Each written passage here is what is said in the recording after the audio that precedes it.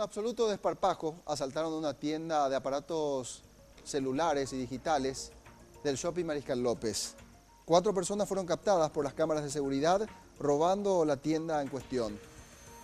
El hecho ocurrió en el local Alemania Cell, ubicado dentro del centro comercial, cuando la tienda estaba cerrada y los encargados ya se habían retirado del sitio.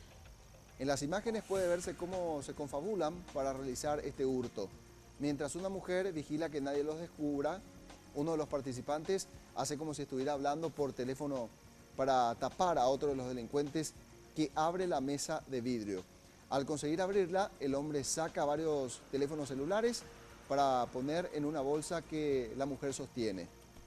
Los propietarios del local aún no presentaron una denuncia oficial, según agentes de la Comisaría Sexta Metropolitana, pero confirmaron el robo a Red Guaraní, expresando que el valor de lo sustraído es de aproximadamente 40 millones de guaraníes.